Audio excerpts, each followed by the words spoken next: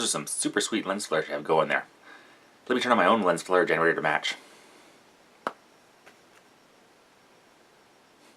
Cool. There we go. Even footing. We've never been able to create life from non-life in the lab, despite millions upon millions of tests in the most favorable conditions possible. Well, to start, scientists have been able to successfully duplicate replicating RNA strands. Also, that's abiogenesis, not evolution. Evolution explains how life changes, not how life first came about.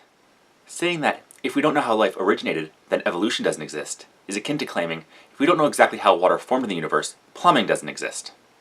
We've never observed one basic kind of animal turn into another kind, much less a human. Ah, the good old biblical kind comment. Before we get going on that, can you please define what a kind is? Are wolves and coyotes the same kind? How about chimps and humans? By the way, guess which are closer genetically? And if we have not observed a species directly evolving into a different species, that's because evolution changes take what is known in the scientific community as a very, very long time. Animals adapt, they change. This is observable. But a dinosaur has never turned into a bird, any more than a giraffe could ever turn into a hippopotamus. Yes, that is exactly what evolution says. Animals adapt and change. And when that change becomes so pronounced that the original and adapted creatures can no longer interbreed, they are classified as different species. As for the birds from dinosaurs comment, the study of transitional fossils such as Archaeopteryx and the similarity of dinosaur fossils to modern birds, and the fact that dinosaurs had feathers, is compelling evidence that birds' ancestry comes from ancient dinosaurs. You were right about your giraffe to hippo comment, kind of. A giraffe will never evolve in any way that will be able to breed with a hippo. Once two species branch away, there is no natural way for them to branch together again to be able to breed. However, if you were to put a giraffe into a situation where the best way to survive was with characteristics of a hippo, it would, after many generations, evolve into a hippo-like animal. That's a belief based purely on faith, not on the fossil record. No, not based on faith. Based on evidence that has been collected and observed. There is a major difference between the two. The observed gradual change in fossils that have been collected and dated is quite strong evidence for the theory of evolution.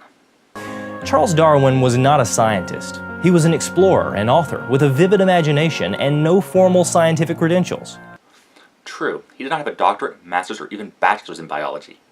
This may be due to the fact that what we call biology was not understood or a science at that time, because Darwin was the one to formulate the basis of that study. He lived in the 1800s during a time when cholera was thought to be caused by polluted air, and doctors took pride in performing surgery with filthy operating gowns.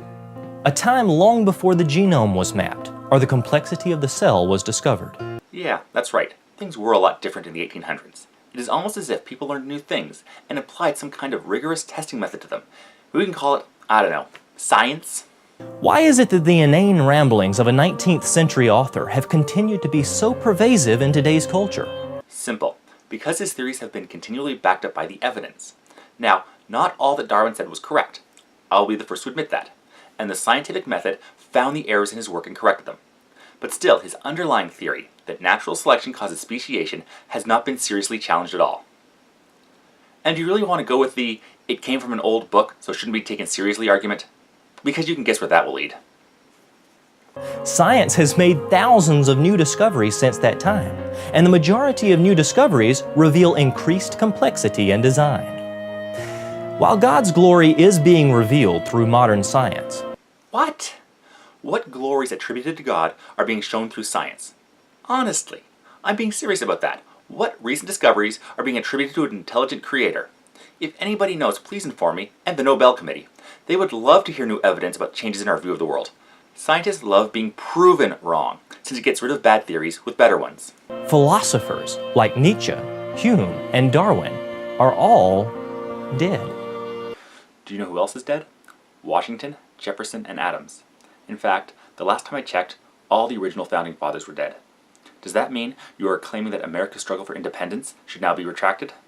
With discoveries in contemporary science consistently pointing to the creator of the Bible, there's only one thing left to say. Evolution is dead. No.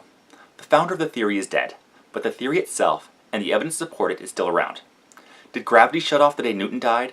Or did nuclear theory become irrelevant as soon as Oppenheimer passed away? Scientists may die, but their theories can and will continue long after that. I'm David Reeves. Truly, the heavens declare the glory of God. Again, how? How do the heavens proclaim the glory of God? Apart from the claims, what do you have to back up your assertions? Remember that extraordinary claims require extraordinary evidence.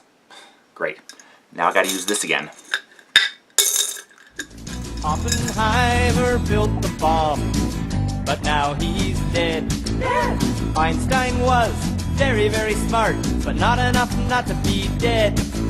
So don't go into science, you'll end up dead. Don't go into science, you'll end up dead. The study of transitional fossils, such as The study of transitional fossils, such as Archaeoraptor. The study of transitional fossils, such as Archaeoraptor. The study of transitional fossils, such as Archaeoraptor.